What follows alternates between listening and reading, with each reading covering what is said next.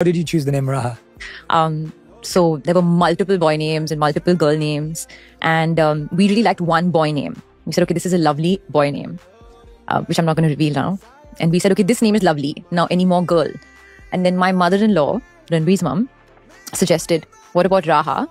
It'll go very well with the boy name as well. If you ever have a boy, you know, and a girl, if you have a boy and girl both, it'll be a really good combination. But Ranveer and I instantly loved Raha. So we had two names, just boy and girl, ready. I love it. Does it have a meaning? Is there a meaning behind it? Raha, Raha means peace. It means joy. It means bliss. All the things that she is to us. Days are so full now. In fact, I wonder what I was doing with my time earlier. It's a full day. Wake up at 7 o'clock in the morning and, you know, she's asleep by 8:39 and I'm asleep soon after by 10:30. From 7 to 10:30, it's like you're on a treadmill, you know, it's just like you're running. There are multiple surprises on a daily basis currently because she's a toddler. She's a 2-year-old right like now. She's just turned 2. So now she's really bubbling. A lot of surprises every day. In fact, the other day, some song played and I was like, oh, it was like, I think it was a Shah Rukh Khan song from Mohabbatein. And I was like, oh, I was doing some dance step and she's like, Mama, your song? So I was like, no, Mama, Papa's song? So I was like, no, this is Shah Rukh Khan's song. She's like... She was not sure. I'm doing this thing where I send Raha emails. I've been doing it since she's born, every month. Oh. And just like an amalgamation of like photos and videos and what happened and just thoughts and feels. Wow. It's because it's like a live memory book. It's like when maybe she's 15, you know, I'd give this to her and say, listen, this is all the memories that we collected for you over the years and go ahead. When he looks at Raha, it's like stars in his eyes. There's that.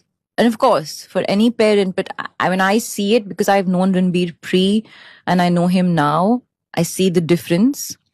I see the difference in the way he is with people, you know, as a father. He's just so sort of full, you know, it's not like he was ever edgy or he always had a very calm demeanor or anything, but there's a fullness which I've experienced firsthand and that I see on a daily basis. What's a role that you played that you see yourself in that most felt like you? Is there a role that you played that feels like you personality-wise? I don't say this. A lot of the people who love me and who know me say this, and it's going to sound bizarre, but they say I'm Gangu. No way. Yeah, they say that that's my alter ego, you know, the personality, the boisterousness, push and pull in playing that part. She was very gangster. I think that is my alter ego. So I was recently clinically diagnosed with it. So I had a proper backing for me to not just say I'm just having an anxious day. Okay, it's not just that. ADHD and anxiety. And I actually seeked it out only because I was actually finding it very hard. My body was heating up in social gatherings and I was like physically responding to it. So I was also finding it very hard to focus on certain things and my focus was going in and out. And then I realized I need to understand why it's taking a toll on me because I'm forgetting the most random things, like things that I have scheduled, I'm forgetting. Why am I forgetting these things? So I did a test, a professional test, not like some random personality test or something, over 3 days. And, you know, I was diagnosed with ADHD and anxiety. And immediately I was happy. My ADHD in me gave me information, right? So whenever there's lack of information is when I get most thrown off. So I'm always seeking information, comfort, very averse to change. So the minute I was aware of these things, it's actually made the dealing much simpler. And I'm not on any medication or anything, although I can be, but I chose not to. And I'm actually just actively working on it to help.